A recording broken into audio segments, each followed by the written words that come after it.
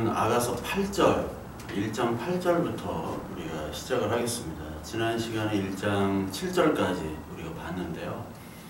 우리가 이제 아가서가 이제 시편이기 때문에, 이 시에 들어가기 때문에, 이 아가서에 나온 모든 내용들을 완전히 그냥 분해한다 생각하면은 이게 시가 되지 않을 경우가 있습니다. 그래서 지금 설명하는 것들, 그리고 이 안에 있는 솔로몬과 술람의 여인을 통해서 예수 그리스도와 우리가 드러나는 것들을 보면서 거기에 나온 내용들이 다 성경에 나온 내용들이 함축되어 있다라는 것을 알면서 동시에 이거를 시로 좀 받아들여야 돼요. 이거 시를 완전히 그냥 분석해버리고 다 그냥 쪼개버리면은 그게 시가 되지 아니하고 완전 분석되는 글이 돼버리죠. 그래서 우리가 옛날에 국어 시간에도 시처럼 이렇게 그냥 받아들이고 느끼고 해야 되는데, 그걸 다 분석해 버리니까 이게 시가 되지 않고 어떠한 분석에 조각조각 난 분석 글로 돼버리는 경험들을 많이 했듯이, 오늘 이 아가서도 역시 시편에 속하는 거기 때문에, 시기 때문에 우리가 그 내용들을 알지만 동시에 그것들을 좀 마음으로 감성적으로 느끼는 그런 시간들이 좀 많이 필요하다. 그런 훈련들과 연습들이 좀 필요하다라는 것을 전제하고 오늘 다시 시작을 하겠습니다. 오늘 8절에 여인 중에 어여쁜 자야, 내가 알지 못하겠거든 양떼 발자취를 따라 목자들의 장막 곁에서 너의 염소 새끼를 먹일지니라. 이렇게 또 시작을 합니다. 그 여인 중에 어여쁜 자, 그 술람미 여인을 얘기하죠. 근데 이 술람미 여인에게 이 솔로몬이 목자의 장막 곁에서 너의 염소 새끼를 먹일 거다라고 얘기합니다. 여기서 가장 중요한 게 이제 장막이라는 것이 나오죠. 장막은 텐트, 성막을 얘기합니다. 출애굽 이후에 백성들이 성막을 짓죠. 하나님의 명으로 성막을 짓습니다. 하나님께서 명한 대로 성막을 짓고, 성막의 모든 기구들, 그리고 그 성막을 다루는 족이 바로 레위 족속이죠. 레위 족속을 또 임명해서 그것들을 이제 성막을 짓도록 이렇게 하고, 광야에 이동할 때도 성막을 다 걷어서 손으로 운반을 하죠. 손으로 운반하는 겁니다. 소달구에다 운반했다가 나중에 큰일 나잖아요. 그 사무엘 시대 때. 그것처럼 손으로 운반하는 하나님의 거룩한 그 성전, 성막. 그 성막에서 네 염소 새끼를 먹인다. 네가 하는 모든 생활들. 그러니까 우리가 하는 염소 새끼를 먹인다는 것은 오늘날에 경제활동을 하고 가정생활을 하는 겁니다. 그것처럼 하나님 텐트 안에서 하나님의 은혜와 하나님의 도우심 아래서 그 모든 일들을 하고, 그 모든 일들이 바로 하나님 은혜에 의해서 이루어진다라는 말이 바로 오늘 이야기하는 장막 곁에서 너의 염소 새끼를 먹일 것이다 라고 얘기하는 겁니다. 그래서 양떼 발자취를 따라 가라. 양떼 발자취들, 양이 있고 목자가 있는데, 목자는 양을 부르죠. 그러면 그 양들은 목자를 따라갑니다. 그래서 양은 그 목자를 알지 못할 때 양의 발걸음을 따라가면 되는 겁니다. 마찬가지로 양의 발걸음이 뭐냐? 지금까지 우리의 신앙의 선배들, 그렇죠. 신앙의 선배들이 남겨둔 이 하나님의 말씀들, 그리고 여기 나온 이 성경의 계시들이 사실 그 양떼의 발자취예요. 우리 어떤 사람의 발자취를 따라가듯이 그 신앙의 선배들이 해놓은 여기 성경에 나오는 모든 인물들, 그 사람들의 발자취는 결국 예수 그리스도라는 종점으로 귀착이 되어 있습니다. 그래서 우리가 하나님의 발자취를 따라갈 때 하나님이 너무나 멀리 계시잖아요. 우리는 말씀의 발자취를 따라가는 겁니다. 그러다 보면은 장막이라는 예수 그리스도의 목적지에 도착을 하게 되어 있는 거예요. 그러니까 그 발자취를 따라간다는 것, 그 발자취를 따라가는 것은 쉬운 길이 아니죠. 좁은 길이고 바로 고난의 길입니다. 그 길은 아무도 가지 않았던 사람들이 이제 가는 거예요. 세상 사람들은 큰 길로 갑니다. 큰 문으로 드러나요. 근데 예수 그리스도를 믿는 사람은 좁은 길, 좁은 문으로 갑니다. 처음엔 아무도 가지 않은 곳이기 때문에 하나님이 불러도 가지 않으려고 그랬어요. 모세도 가지 않으려고 그랬고요. 예레미야도 가지 않으려고 그랬고, 이사야도 다른 사람을 보내라고 그랬어요. 나는 거룩하지 않다. 그런데 하나님이 부른 그 사람들은 사람들이 가지 않는 곳으로 하나님께서 부르시죠. 그 길로 이끌었기 때문에 그 길은 쉬운 길이 아니라 고난의 길입니다. 험난한 길이에요. 이 세상과 다른 길이기 때문에, 이 세상 사람들이 생각하는 그런 가치관과 다른 길이기 때문에 고난의 길이 될 수밖에 없습니다. 그러나 그 고난의 길을지라도 내가 장막 아래서 너와 함께 하겠다. 살아서 너에게 역사하겠고 살아서 너에게 말씀을 하겠다. 라는 것이 바로 장막에서 너의 염소의 새끼를 먹일지라 라고 하는 말씀입니다. 특히 출애굽 이후에 광야 시대 때 그 이스라엘 백성들이 광야에서 불기둥과 구름기둥으로 하나님께서 지켜주셨죠. 그 광야의 좁은 길로 인도해 내셨어요. 노예의 삶이었지만 거기서는 고기도 먹을 수 있었고 부추도 먹고 뭐 마음껏은 모르겠지만 먹을 수 있었단 말이죠. 먹고 사는 문제는 해결이 됐어요. 노예지만. 근데 끄집어내니까 먹고 살 길이 해결이 되지 않아요. 자유는 얻었습니다. 자유는 얻었지만 물도 없고 식량이 없는 그 길이었어요. 그러니까 사람들이 불평불만을 하죠. 근데 그 속에서 하나님께서 은혜를 주셔서 광야, 아무것도 없는 그런 단조로운 광야, 물도 없고 햇빛만 가득한 그늘도 없는, 먹을 것도 없는, 풀 한 폭이 나지 않는 그 광야의 삶 속에서 하나님께서 물을 내시고요, 메추라기와 광야에서 만나를 먹이셨어요. 고기의 맛도 보게 하셨습니다. 하나님의 은혜죠. 하나님이 보호하신다는 겁니다. 저와 여러분들을 이 세상에서 살아가다가 끄집어내셨죠. 끄집어내신 다음에 하나님께서 인도해 주시는 거예요.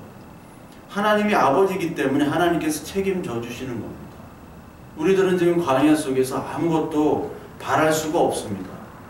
그 애굽에서 살다가 애굽 방식으로 열심히 살고 있었는데 하나님이 끄집어내셨으니까 하나님이 인도해 주세요. 그 기도를 할 수 있습니다. 왜? 하나님이 언약으로 우리를 택하신 아버지고 우리는 아들이기 때문에. 그래서 하나님이 오늘 말하십니다. 내가 살아 역사에서 너에게 말씀하고 그리고 너에게 기적을 베풀겠다. 장막 안으로 들어와라. 그럼 너에게 은혜를 베풀겠다. 장막 안으로 하나님께서 불기둥과 구름기둥으로 우리를 오늘도 이 시간에도 지키고 계신 겁니다. 하나님께서 사랑과 위로로 생명의 길로 하나님이 이끄셨죠. 그 길은 세상에 볼 때는 고난의 길이지만 그게 바로 생명의 길입니다. 그래서 생명의 길, 고난의 길을 오늘 하나님께서 요구하고 계시는 겁니다. 근데 저와 여러분들이 생명의 길이지만 그 고난의 길을 회피하고 싶을 때가 너무나 많죠. 이 세상의 많은 교회에서 이제 고난과 그리고 고난을 따르는, 고난이지만 예수 그리스도가 함께 하시는 그 길을 이제 더 이상 얘기를 꺼려하고 있습니다. 우리 동물원에 가면 야생동물들이 있는데 그 야생동물들이 맹수들이 있죠. 맹수들이 이제 사냥을 못해요. 더 이상 맹수가 아닙니다. 사자가 그냥 주는 밥만 먹어요. 순해요. 배부르다 보니까 사냥할 수 있는 기술도 없고 의욕도 없습니다. 갇혀 있습니다. 그것처럼 교회도 마찬가지입니다. 사자가 사냥을 못하면 그 사자는 밖으로 나가면 죽게 되어 있어요.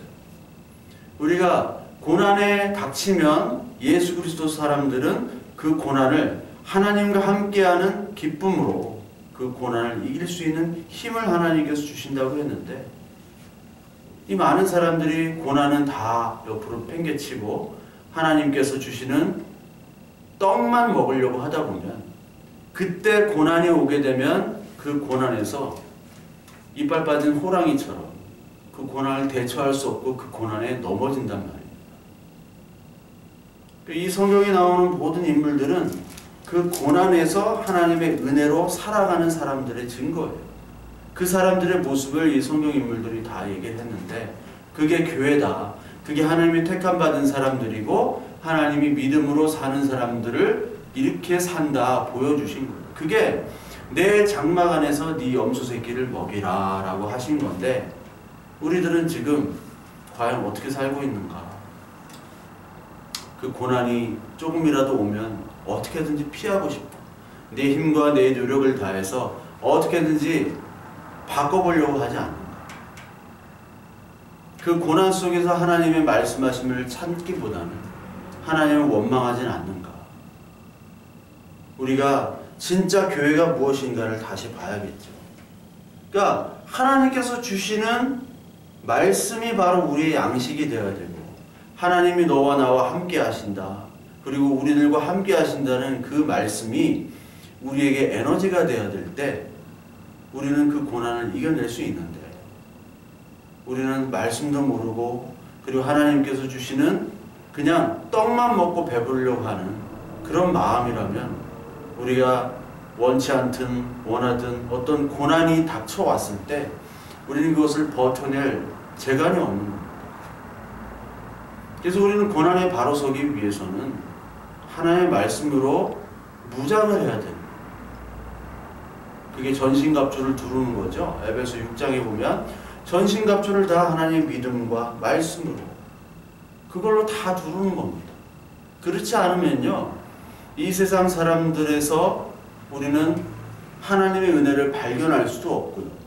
그 말씀을 알지 못하면 하나님의 은혜로 살지를 못하기 때문에 이 세상 사람들과 열심히 경쟁하다가 거기서 상처받고 아파하고 또 그 사람들을 막 이기려고 애쓰고 그러다가 보면 성격도 이상해집니다. 예수 그리스도를 믿긴 믿는데 믿는다고 하는데 이 사람들의 성격이 굉장히 괴팍하고 그리고 아주 폭력적이 되어버려요.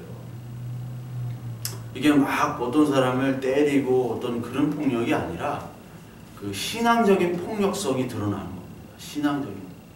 내가 하나님의 일을 한다 하면서 다른 사람을 정죄하고 막 욕을 하고 그리고 세상에 나가서도요 똑같은 일들을 하게 되는 거예요. 그러니까 그런 일들이 많이 벌어지다 보니까 세상 사람들이 다 개독이라고 하는 겁니다. 개독. 지금 뭐 코로나 바이러스 때문에 신천지 뭐 지금 난리인데 신천지를 교회라고 하지 마십시오. 막 그러잖아요. 다 댓글에서. 근데 댓글의 99.9%가 교회나 신천지나 그게 그거지. 다 개독인 거예요. 다 그렇게 나와 있어요. 왜 그렇게 욕을 먹느냐?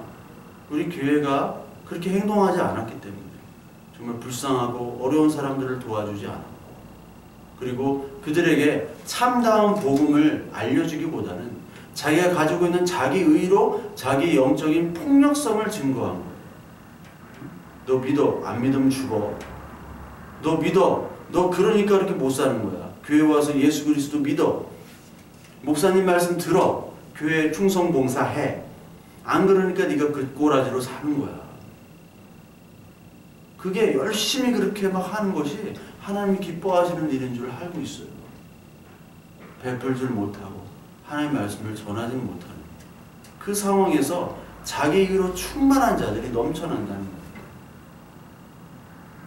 만약 그런 사람들에게 고난이 온다면 그 고난은 하나님을 원망할 수 있는 사람들이 되어버릴 수 있어요. 그렇게 폭력성이 드러나는 사람. 왜요? 하나님의 진정한 말씀을 모르기 때문에. 그 사람들은 자기의 힘과 에너지로 사는 사람들이에요. 하나님의 말씀의 은혜에 젖어서 나의 부인과 오직 하나님만이 드러내시는 그 힘으로 살지를 못해요. 요한복음 4장 36절에 우리 보면요. 하나님의 양식이 있죠. 과연 하나님 예수 그리스도는 어떤 양식을 가지고 있는가? 4장 33절부터 보면 제자들이 서로 말하되 누가 잡수실 것을 갖다 드렸는가 하니 예수께서 이르시되 나의 양식은 나를 보내신 이의 뜻을 행하며 그의 일을 온전히 이루는 이것이니라. 너희는 넉 달이 지나야 추수할 때가 이르겠다 하지 않았느니냐. 그러나 나는 너에게 이르노니 너희 눈을 들어 밭을 보라. 휘어져 추수하게 되었도다. 이 말씀을 하시죠. 그리고 네 양식을 누가 갖다 들었느냐? 나의 양식은 나를 보내신 이의 뜻을 행하며 그의 일을 온전히 이루는 이것이니라. 예수님께서 이 일들, 그 공생의 일들을 하실 수 있고, 복음을 전하시고 병자를 치유하시고 죽은 자를 살리시는 이 일들을 하실 수 있었던 에너지원은 바로 나의 보내신 이의 뜻을 행하며 그 일을 온전히 이루는 이것이니라. 겟세마네에서도 내 뜻대로 마시고 주 뜻대로 하옵소서라고 할 수 있었던 이유는 내 뜻이 아니라 하나님 뜻이 나의 양식이기 때문에 그래요. 나를 죽이고 나를 살리신 분은 바로 하나님이시다. 하나님의 말씀만이 나를 버티는 원동력이다. 그때 우리의 어떤 고난과 우리의 환난들이 바로 소망으로 다가오게 되는 겁니다. 로마서 우리 5장을 한번 보면 5장 3절부터 보면 우리가 환난 중에도 즐거워하나니 이는 환난은 인내를, 인내는 연단을, 연단은 소망을 이루는 줄 알미로라. 소망이 우리를 부끄럽게 하지 아니하면 우리에게 주신 성령으로 말미암아 하나님의 사랑이 우리 마음에 부음받으니 우리가 아직 연약할 때 기약대로 그리스도께서 경건하지 않은 자를 위하여 죽으셨도다. 환난이 인내를 낳고 인내는 연단을 낳고 연단은 소망을 낳습니다. 그 소망을 주시는 분은 성령 하나님이죠. 하나님께서 우리에게 주셔서 하나님이 우리를 이 연단과 이 환난 속에서도 사랑하고 계시고 하나님께서 너희들을 끝까지 책임지시고 보호하고 계시겠다. 그 말을 우리가 감정적으로도 우리가 느끼지만 하나님의 말씀 속에서 그리고 창세기부터 계시록에 나오는 이 하나님의 모든 언약 속에서 우리가 발견되는 거예요.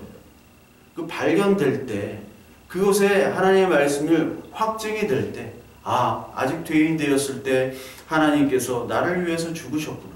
난 아직도 죄인인데도 불구하고 그 말씀, 그 사랑을 통해서 우리가 이 환난과 이 연단을 견뎌낼 수 있다는 겁니다. 하나님의 말씀이 바로 서지 않으면요, 이 연단, 이 환난을 견뎌낼 수가 없어요. 그래서 우리는 살아갈 때 늘 예수 그리스도를 보라. 그러니까 인생의 경주 속에서 예수 그리스도를 보라고 계속해서 성경은 얘기합니다. 히브리서 12장에 보면 12장 1절 이러므로 우리에게 구름같이 둘러싼 허다한 증인들이 있으니 모든 무거운 것과 얽매이기 쉬운 죄를 벗어버리고 인내로써 우리 앞에 당한 경주를 하며 믿음의 주요 또 온전하게 하시는 이인 예수를 바라보자. 그는 그 앞에 있는 기쁨을 위하여 십자가를 참으사 부끄러움을 개의치 아니하시더니 하나님 보좌 우편에 앉으셨느니라. 너희가 피곤하여 낙심하지 않기 위하여 죄인들이 이같이 자기에게 거역한 일을 참으신 일을 생각하라. 피곤하지도 낙심하지 않기 위해서, 좌절낭망하지 않기 위해서 뭐를 바라보자 하냐? 십자가를 바라보라. 예수 그리스도 믿음의 주요 또한 온전하게 하시는 이인 예수를 바라보자 라고 얘기합니다. 그거를 누가 얘기를 하고 누가 증인이냐면 그 허다한 증인들, 지금까지 성경에 나오는 모든 인물들, 신앙의 선배들이 그렇게 증언들을 했다라고 하는 거예요. 그러니까 믿음의 경주, 이 인생의 경주 속에서 믿음의 경주를 하는 거 아닙니까? 믿음이 필요하잖아요. 우리가 그 하나님 나라 소망을 바라보기 위해서는 하나님 말씀을 믿는 믿음이 필요합니다. 그 믿음 안에서 우리가 경주를 할 때 가장 중요한 것은 사람이나 환경이나 내가 가지고 있는 내 자랑할 것들을 보는 것이 아니라 예수 그리스도를 바라본다는 얘기입니다. 예수 그리스도께서 참으셨고 십자가에 돌아가시고 그리고 우리를 구하러 오셨지만 우리가 예수 그리스도를 거역하셨어요. 그 거역한 것들을 참으셨다고 얘기했어요. 그 참으신 일을 생각하라. 하나님이 우리를 위해 죽으시고 그리고 십자가에 죽으시고 우리를 살리셨는데 그때 우리가 잠깐이는 이 고난들 그리고 우리의 모든 고난들은 예수님의 고난과 그리고 그 많은 사도들부터 해가지고 선지자들의 고난과는 비교할 수 없는 고난입니다. 약한 고난이에요. 어떻게 보면 그러니까 우리는 이 말씀에 굳건히 서서 우리의 고난과 우리가 이 환난 당하는 것들을 인내함으로써 하나님을 바라보며 소망을 가지라는 거예요. 너희들 하나님이 그럼에도 불구하고 하나님이 택한 자녀이기 때문에 여기서는 다 이해되지 않아. 우리가 어떻게 다 이해가 됩니까? 우리가 당하는 고난과 고통이 이해 안 되죠? 이해할 수 있는 것도 있지만 이해 안 되는 게 대부분입니다. 그렇지만 하나님은 살아계시고 하나님 너희를 택하셨어. 하나님이 살아계시지 않는다면 이 정말 믿어지지 않는 창세기부터 계시록까지의 모든 내용들을 네가 어떻게 믿고 증거하고 말할 수 있겠느냐? 아니야. 하나님이 너를 택하셨어. 네가 겪는 고난과 고통과 환난들 하나님이 하나님의 자녀로 만들기 위한 반드시 거쳐야 되는 과정이야. 내 장막 안에서 염소를 먹여. 오늘도 말씀하고 계시는 겁니다. 그 말씀을 이 아가를 통해서, 아가서를 통해서 얘기하시죠. 9절, 내 사랑아. 그래서 사랑을 얘기하시면 내가 너를 바로의 병거의 준마에 비하였구나. 이건 솔로몬 얘기입니다. 그러니까 솔로몬이 술람미 여인에게 바로의 병거의 준마에 비하는 얘기를 하죠. 비유로. 마찬가지로 하나님께서 우리를 바로의 병거를 이끄는 그 말이라고 칭찬을 하는 거죠. 말 중에 가장 최고의 말, 관우가 타고 다녔던 적토마도 있지만 이 당시는 애굽에 있는 그 병거, 그 전차죠.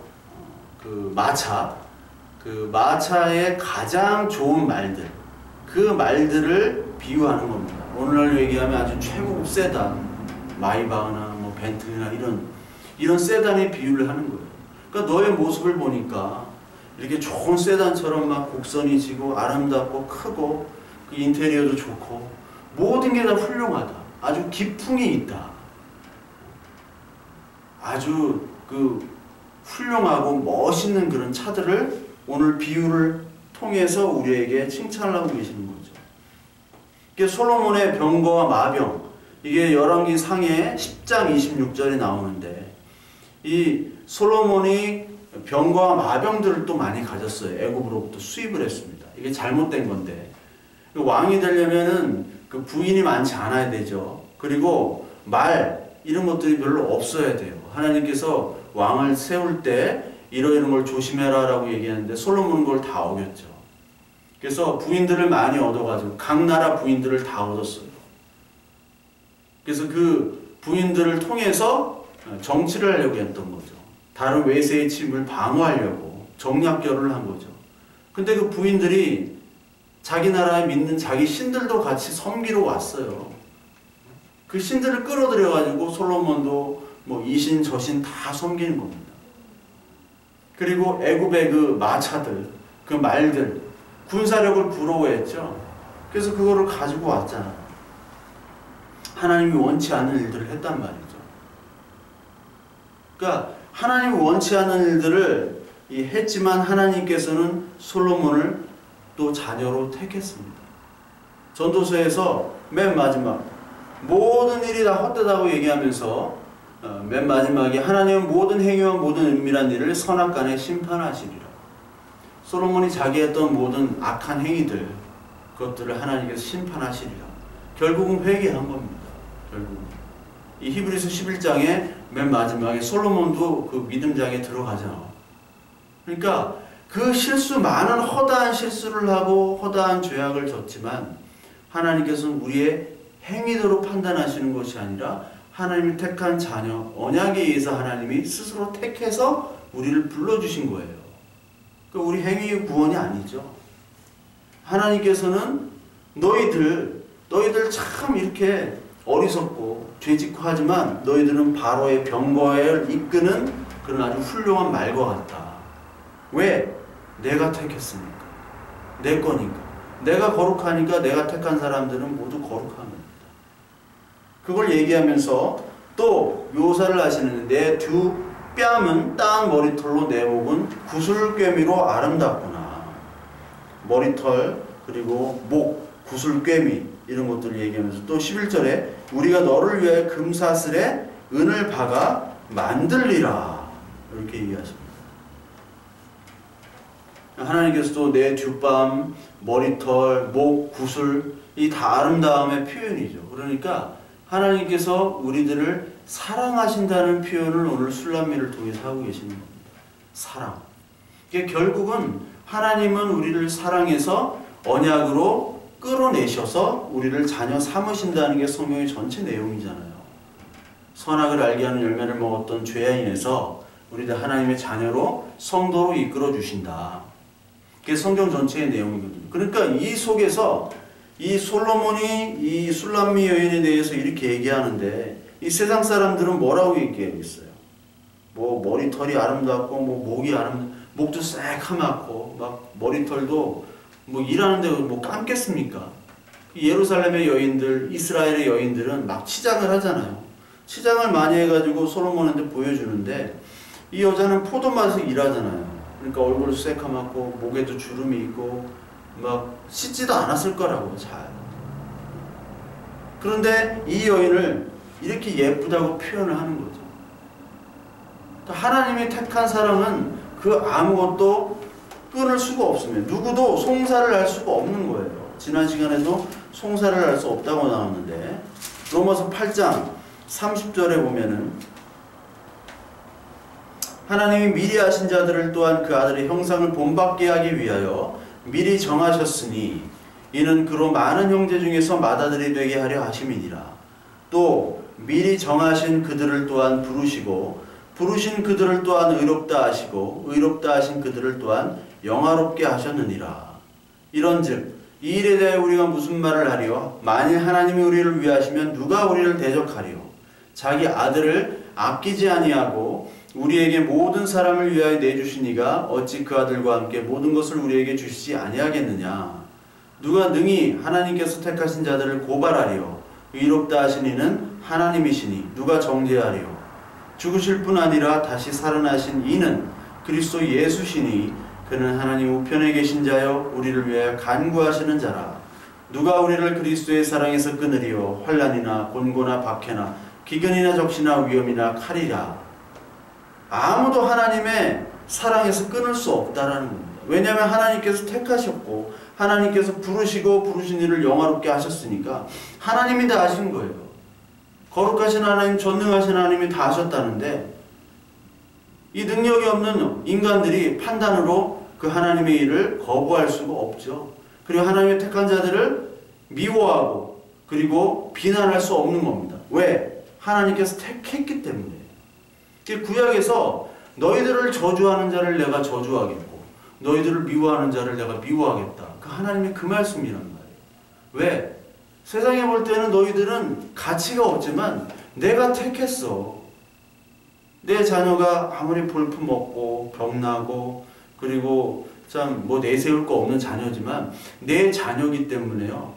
다른 잘나고 똑똑하고 건강하고 막 씩씩하고 노래도 잘하고 잘생긴 그런 다른 자식들보다는 내 자식이 훨씬 더 이쁘고 또 사랑스러운 겁니다. 그게 당연하듯이 그 누구도 내 자식을 욕할 수가 없어. 누구도 욕할 수가 없잖아요. 왜? 너무 사랑했기 때문에. 솔로몬이 하나님이 우리를 사랑하셨던 것처럼 솔로몬을 통해서 그 술람미 여인을 사랑한 것을 보여주는 거거든요. 술람미 여인 같은 천한 여인을 그 왕이 내려와서 사랑하고 오늘 가자. 마지막에 침소로 가자 그러죠. 그게 하나님께서 본체이신 하나님이 예수님인데 이 땅에 내려오셔서 그걸 인카네이션이라고 하잖아요. 좀 어려운 말로. 인카네이션 내려오셔가지고 우리를 불러주셔가지고 우리를 같이 천국잔치, 혼인잔치로 신부 삼아서 데려가겠다는 겁니다. 그러니까 하나님께서 내려오셔서 모든 눈높이를 우리에게 맞추시는 거죠. 그 눈높이에 따라 계속해서 맞추시는 일들을 이 역사 속에서 이루어지신 거예요. 하나님의 이 계시의 세계, 창세기부터 계시록까지 이 풍성한 계시의 세계가 이 땅에서는 보이질 않는데 그 계시의 세계를 하나님이 예수 그리스도를 통해서 보여주시는 거예요. 인간의 역사 속으로 오셔서 하나님의 계시의 말씀들을 펼쳐주시는 겁니다. 그러니까 인간의 역사 속에서는 죄와 사망이 해결될 수도 없고요. 죽음으로부터 부활할 수도 없지만 예수님을 통해서 죄와 사망이 해결되고 죽음으로부터 부활한다는 것을 역사 속에서 보여주셨거든요. 사람을 변화시키는 예수님을 보여주셨어요. 생명까지 주시는 예수님을 보여주셨단 말이에요. 그러니까 그 계시의 세계를 우리가 받은 겁니다. 이 땅에서 아직 죄인되고 온전하지 않고 어리석지만 하나님의 계시의 세계를 이 땅에서 이미 경험하고 이 땅에서 말씀으로 확증받은 그 은혜, 그 큰 복을 가진 사람이 우리예요. 그러니까 남들이 보지 못한 이 5차원, 6차원 아니 하나님의 측량할 수 없는 그 차원의 세계들을 우리는 보고 있는 겁니다. 이 별을 통해서도 보고요. 달을 통해서도 보고요. 이 동식물을 통해서도 보고요. 이 모든 사람을 통해서도 보는 거예요. 아, 죄가 바로 이런 거구나. 아, 믿음이 바로 이런 거구나. 아, 천국이 잘은 모르지만 이런 거구나. 아, 이 땅이 정말 이 인간 세상 서로 미워하고 서로 판단하고 서로 정죄하는 것이 바로 지옥이구나. 그걸 깨닫고 오직 소망은 예수 그리스도밖에 없구나. 지금 막 전염병이 창궐하잖아요. 그 전염병이 창궐하는 이 땅, 이게 인간이 아무것도 아니구나. 그냥 죽는 거구나.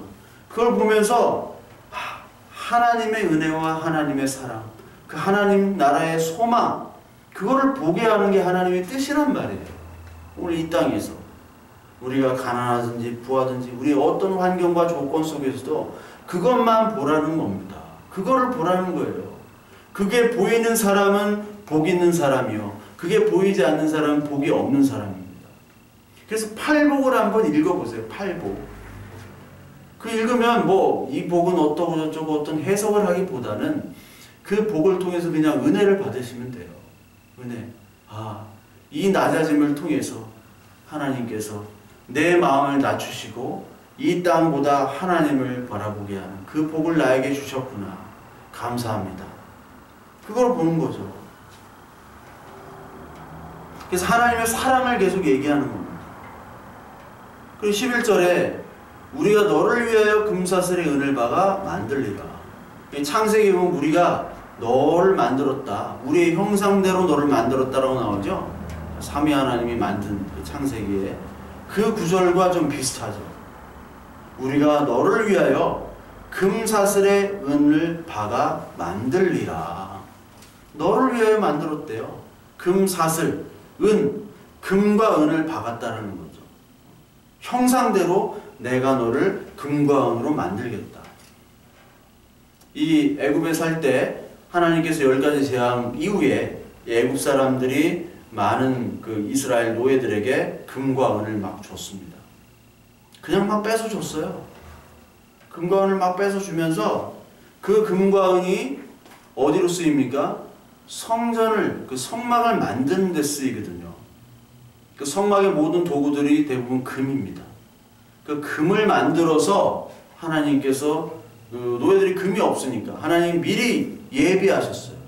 다른 사람의 것들, 주인의 것들을 뽑아다가, 이방인의 것들을 뽑아다가 하나님의 자녀들로 만들어버리는 겁니다. 그래서 여기 보니까 원래 원문은 금사슬, 은박아, 이게 금귀고리를 만들고 은귀고리를 만들고 그런 얘기예요. 귀고리라는 뜻도 있어요. 귀고리. 원문에 보면. 귀고리 하면은 귀를 뚫어야 되거든요. 뚫어가지고 금을 끼우는 겁니다. 여러분 귀를 언제 뚫습니까?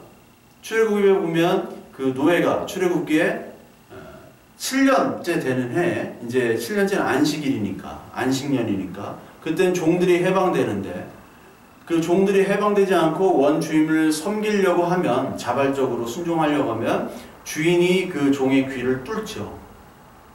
뚫어버리면은 자발적으로 이제 더 섬기겠다라고 하는 증표가 됩니다. 그것처럼 하나님께서 귀를 뚫고 거기다가 금을 박아주시는 거예요. 금을. 그러니까 모든 성막의 도구 다 금이죠. 그러니까 예수 그리스도가 금입니다. 금. 그 예수 그리스도가 이 귀에 뚫려지는 거죠. 자발적인 순종을 하는 거예요. 옛날에는 노예로 한 거예요. 그러니까 하나님과 우리와의 관계가 그냥 기브 앤 테이크, 이게 노예 관계입니다. 이걸 종교라고 그래요. 종교적인 사람들은 아직까지 노예에 있는 겁니다. 아, 내가 이만큼 바쳤으면 하나님이 이렇게 주시겠지. 비즈니스 관계입니다. 아, 내가 덜 바치면 하나님이 노여하시겠지. 그건 하나님의 사랑하는 관계가 아닙니다. 하나님과 사랑의 관계가 아닌 노예 관계가 바로 종교인들이에요. 이 세상의 관계입니다. 그래서 요한일서에 보면 사랑은 두려움이 없다고 얘기하잖아요. 하나님의 자녀들은 하나님과 사랑의 관계가 있으면 두려움이 없는 겁니다. 두려움은 종교적인 두려움. 내가 주일을 빼먹고 11조를 안 내고 헌금을 안 하고 봉사를 안 하면 하나님이 어떻게 나를 치시겠지, 우리 가족을 치시겠지, 뭐 그런 식의 두려움들. 이게 더 종교성에서 나오는 두려움이거든요. 그러니까 하나님께서 주시는 이 은혜, 이 사랑을 알면 그 종교적인 두려움에서 그것을 벗어나서 뛰어넘어서 이제 진짜 신앙의 단계로 들어오는 거죠. 그걸 얘기하고 있어요. 신앙의 단계로 들어올 때 이제부터는 자발적인 순종입니다.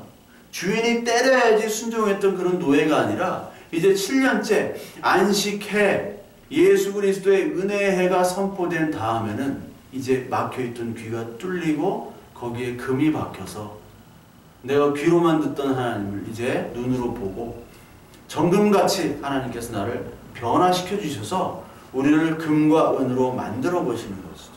하나님의 형상대로 하나님의 자녀의 모습으로 만들어지는 겁니다. 그게 바로 그 7년째 되는 해에 그 귀를 뚫는 겁니다.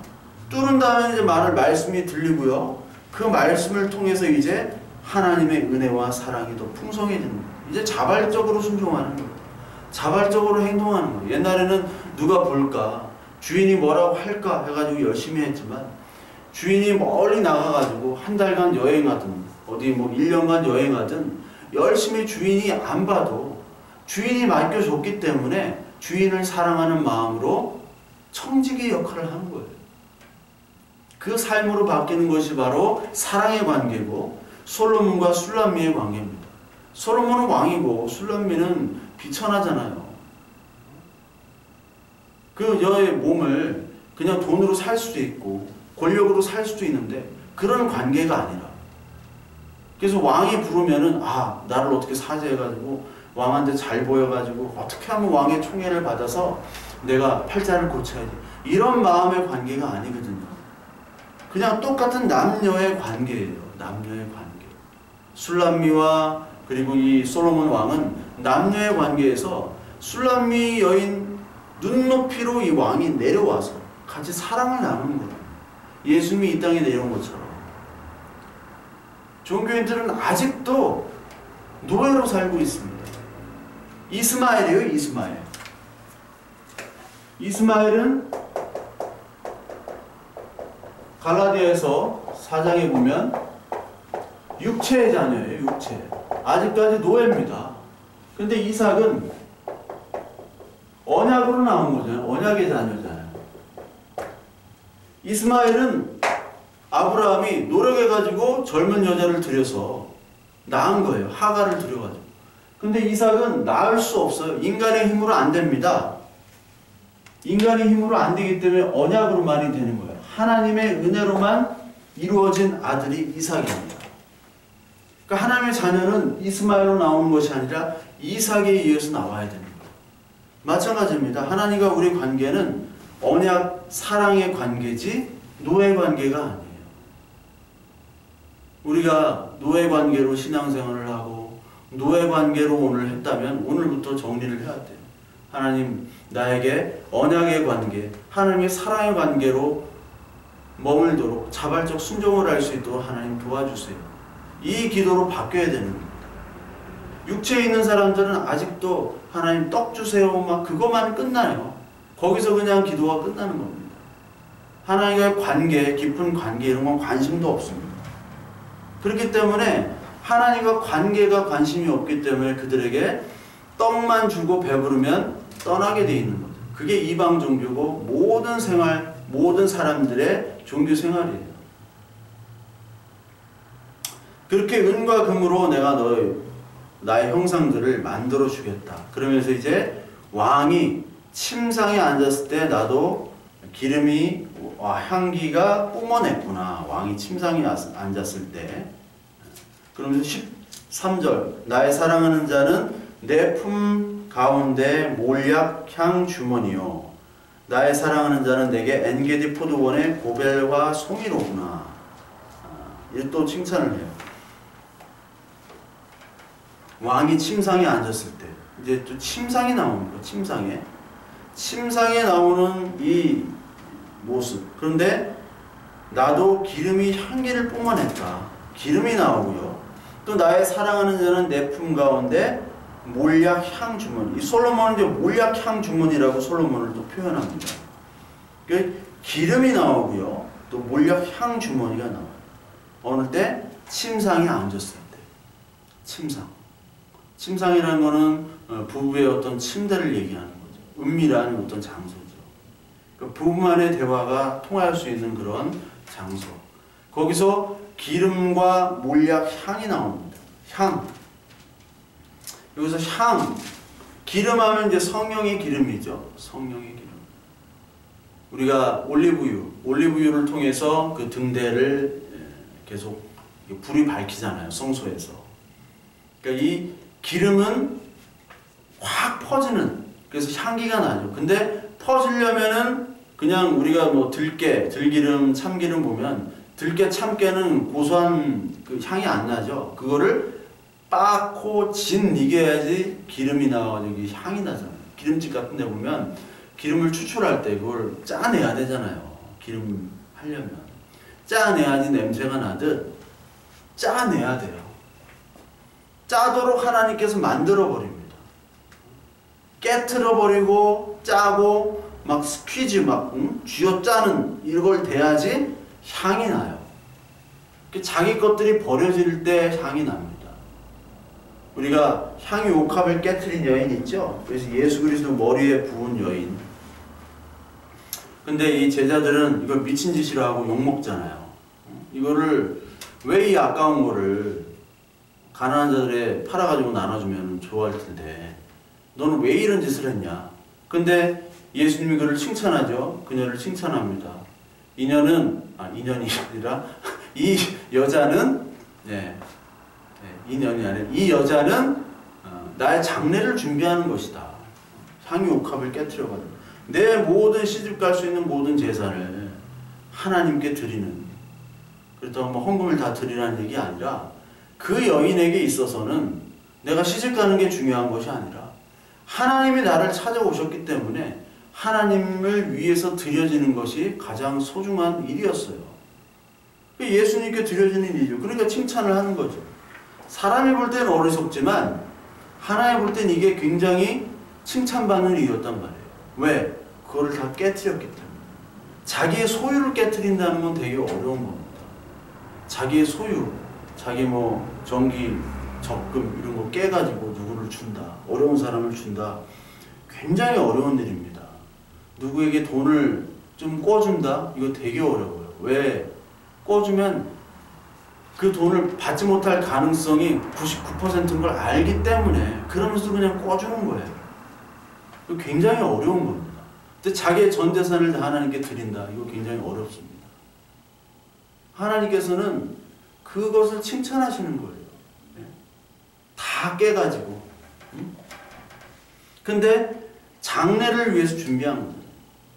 결국 예수님께서는 그 여인을 위해서 죽으셨죠. 부름받은 그 여인, 그 자녀, 하나님의 자녀를 위해서 하나님 예수 그리스도가 죽으신 겁니다. 술람비 여인을 위해서 솔로몬 죽는 거예요. 술람비 여인을 위해서 이 땅에 내려와가지고 왕궁에 있어야 되는데 같이 와가지고 침소로 그녀를 부르는 거예요. 그러니까 얼마나 욕을 먹겠어요.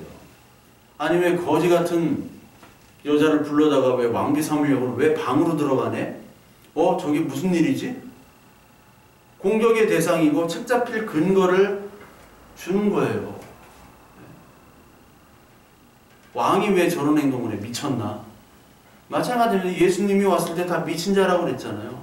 정신 나간 자, 미친 자.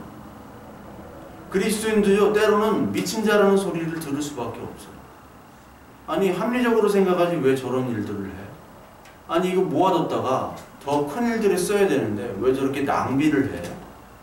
그래서 꼭 교회 모임에서 보면 교회 재정 가지고 왜 낭비를 하냐, 뭘 하냐 이런 일들을 말을 해요. 뭐 저희 교회는 뭐 사람도 별로 없고 재정이 별로 없기 때문에. 근데 이 재정을 가지고 그런 것을 자꾸 뭐 어디 펀드에 투자하면 더 돈을 벌고 그거 가지고 뭐 교회 어떤 사업을 하면 더 잘 될 텐데 왜 그냥 쓸데없이 저런 가망 없는 사람들에게 왜 퍼주냐, 밑 빠진 독에 물 부느냐 막 이런 얘기를 합니다. 근데 다 그냥 쓰는 거예요. 교회 재정을 쌓아놓으면 안 됩니다. 다 써야 되는 거예요. 교회 재정을. 그래야 하나님께서도 부어주세요. 하여튼 특이해요. 그러니까 이 쓸데없는 일들을 하는 거예요. 오늘도 향기, 그때 향기가 나는 거예요. 다 깨졌을 때 그때 감사 찬양이 나오는 거고. 여기 향기에 또 어떤 향기냐면 예수 그리스도는 몰약 향주머니, 솔로몬은 몰약 향주머니가 나는데요. 몰약, 동방박사가 몰약을 가지고 오죠. 그리고 예수님께서 죽으실 때 몰약을 가지고 이제 장례를 치르잖아요. 그 예수님의 죽음에 대해서 얘기하죠. 예수님의 죽음, 이 죽음을 통해서 우리들이 향기를 얻는 겁니다.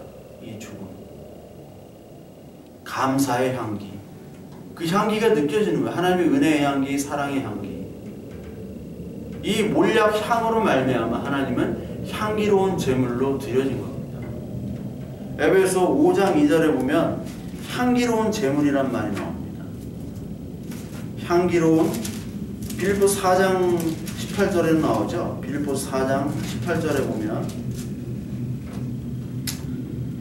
내게는 모든 것이 있고 또 풍만부한지라 에바브로디도 편에 너희가 준 것을 받음으로 내가 풍족하니 이는 받으실 만한 향기로운 제물이요 하나님을 기쁘시게 한 것이라. 여기 향기로운 제물이 나오죠. 그 에베소 5장 2절에 보면 또 향기로운 제물이 나옵니다. 그리스도께서 너희를 사랑하신 것 같이 너희도 사랑 가운데서 행하라. 그는 우리를 위하여 자신을 버리사 향기로운 제물과 희생 제물로 하나님께 드리셨느니라. 향기로운 제물, 희생 제물로 드리신 거예요. 우리 정말 냄새 풀풀 나는 이 술람미 여인 같은 여인, 우리의 모습이잖아요. 근데 침대 처서로 와가지고 향기로 단장시켜 주신 거예요. 막 기름을 붓고 그리고 몰약 향주머니로. 솔로몬이 몰약 향주머니 그 향기가 나니까 또 같이 나잖아요. 그러면서 그 시녀들을 통해서 또 향을 목욕도 시키고 향을 또 향수 뿌려주고. 왜? 왕궁의 침소로 들어왔기 때문에. 옷도 갈아입혔겠죠. 그러니까 혼인잔치 때 들어올 때 예복을 입지 않은 자는 쫓겨나잖아요.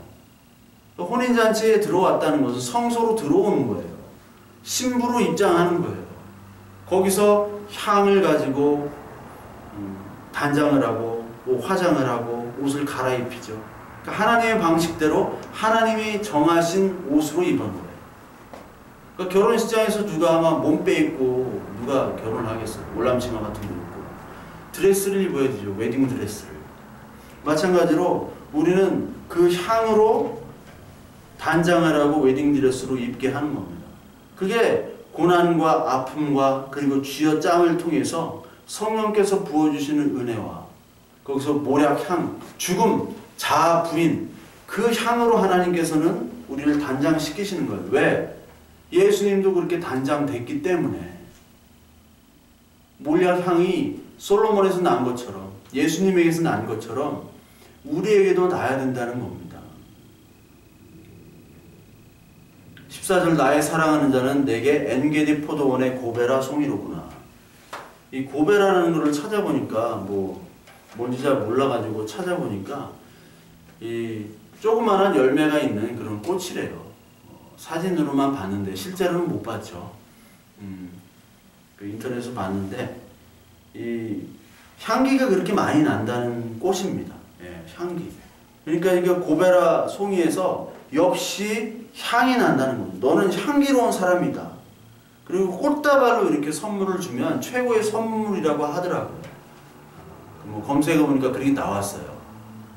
그러니까 고베라 송이, 여기서도 역시 너는 향기가 나는구나. 그리스도의 향기. 고린도후서 2장 15절에 보면 그리스도의 향기, 이 고베라 송이, 몰약 향기, 그 성령의 기름 향기는 다 예수 그리스도의 향기가 나는 겁니다. 그러니까 그리스도인은 예수 그리스도의 향기가 나는 거죠. 제가 옛날 어렸을 때 친구가 기름집을 했는데 기름집 아들이니까 기름 향기가 날 수밖에 없어요. 기름 향이 나더라고요. 우리가 예수 그리스도 안에 있으니까 예수 그리스도의 향기가 당연히 나야 되는 겁니다. 좁은 길로 가지만 거기에 감사하고 거기에 찬양하고 환난과 고난과 역경이 있지만 거기서 하나님의 말씀의 양식을 가지고 찬양하며 아멘하고 살아가는 사람. 이 향기는 이 세상 사람들이 맡을 수 없는 향기입니다. 바보 같다고 하고 어리석다고 하고. 근데 여러분, 바보가 천재를 이기고요, 바보들이 이 세상 지혜로운 자들을 이겼어요. 지금까지. 그게 인간의 역사였습니다. 기독교의 역사였고 교회의 역사였습니다. 예수 그리스도 믿는 자녀들의 역사였어요. 그러니까 이 향기를 내뿜으라는 거예요. 사랑의 향기, 자기의 부인의 향기. 그 향기를 가지고 있는 이 여인을 15절, 어여쁘고 어여쁘다. 내 눈이 비둘기 같구나. 여기 또 칭찬을 하죠. 어여쁘다. 이쁘다는 겁니다. 왜? 그리스도의 향기가 나니까. 뭐 향기가 안 날 때도 이뻤는데 지금 처소로 와가지고 내가 단장을 시켜주니까 더 이뻐 보이는 거죠. 그래서 이제 여기 17절에 16절에 우리의 침상은 푸르고 우리 집은 백향목 들고 잣나무 석가래로구나. 이제 왕궁에 오고 침상까지 오고 우리 집이라는 표현을 해요. 그러니까 우리 식구가 된 거예요. 내 부인이 됐다는 뜻입니다. 그러니까 많은 신하들이 욕을 하겠죠. 저 미쳤구나. 그래서 오늘 이제 침실이 나와요. 침실에서 내 사랑 어여쁘고 어여쁘다. 반복 2번 했습니다. 최선급이죠. 반복을 2번은 최선, 비교급은 없다고 했으니까 히브리어에. 내 사랑한 자여 화창하다. 우리의 침상이 푸르다.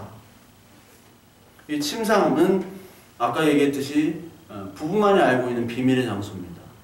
그 복음의 비밀, 하나님의 비밀, 이 계시의 비밀은 하나님께서 자녀들에게만 주는 거예요. 침상에서 주는 겁니다. 그리스도의 향기가 나는 사람들에게만 주는 거예요. 그리스도의 향기를 우리에게 주시고 그 사람들에게만 주는 거예요. 아무리 노력한다고 해서, 단장한다고 해서, 이쁘다고 해서 솔로몬의 택함을 받지 못했죠. 하나님의 마음이에요. 하나님이 택하셨어요. 가장 은밀한 관계로 우리 이끄셨죠. 성전에 보면 그 성막도 마찬가지로 이방인의 뜰, 바깥뜰, 뭐 여인의 뜰, 안뜰, 그 다음에 성소, 지성소 이렇게 나눠지잖아요. 그러니까 여기서 성소에서 이제 지성소로 들어가는 거예요. 지성소. 이게 왕궁으로 들어가는 겁니다. 이제. 그러니까 누구의 은혜로? 히브리서에 보면은 지성소로 담대하게 들어갈 수 있다라고 얘기하잖아요. 그리스도의 은혜에, 그리스도의 피로 담대하게 들어간다. 히브리서 나오잖아요. 이게 바로 왕궁으로 들어간다는 거예요. 왕궁으로 들어가서 직접 하나님과 대면할 수 있는. 그러니까 캐톨릭에서 말하는 캐톨릭은 막 신부를 통해서 가는 게 아니죠. 예수 그리스도가 이미 다 해결했는데 왜 신부에게 통하고 뭐 어떤 성자들에게 통하고 그들에게 고해성사를 하고, 이거 다 잘못된 거죠. 이 성소를 해서 지성소로 들어가는 이 궁전에 들어가는 모습이 바로 성소 지성소로 들어가는 거예요. 그래서 이 안뜰, 바깥뜰, 이방인의 뜰, 뭐 성소 이런 데까지는 종교적인 관계예요. 아직까지 열심히 성소에 일해야 돼요. 근데 지성소로 들어갔을 때는 거기서 피 뿌리고 거기서 하나님과 직접 만나는 거죠. 여기까지는 하나님 만날 수가 없어요. 성소까지는. 예수 그리스도 죽으심으로 휘장이 찢어져야 성소, 지성소에 들어가는 거거든요. 그러니까 하나님께서 우리의 관계를 이제 종교적인 관계, 네 기브 앤 테이크 하는 그런 관계가 아니라 진짜 내 집으로 가자.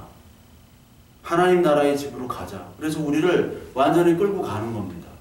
오늘 왕궁으로 들였어요. 그러면서 이제 하나님이 사랑한다, 너 예쁘다 이렇게 얘기를 하면서 내 눈이 비둘기 같구나. 비둘기가 가까이서 보면 막 눈이 빨갛고요, 징그러워요. 막 우리나라는 비둘기가 막 그렇게 좀 귀엽고 좋은데 외국은 그 광장 같은 데 가면 비둘기가 막 닭만합니다. 과장되게 표현해서 닭만해요. 똥도 막 엄청나게 쌉니다. 비둘기가 막 수천 마리가 다녀요. 보기가 싫어요. 근데 비둘기함이 평화의 상징이자 노아의 방주 사건 때 비둘기가 어떻게 해요? 심판 후에 이제 평화를 전달하죠. 이제 물이 다 말랐다, 땅이 있다라는 것을 보여주죠. 그러면서 이 비둘기가 이제 나오죠. 비둘기.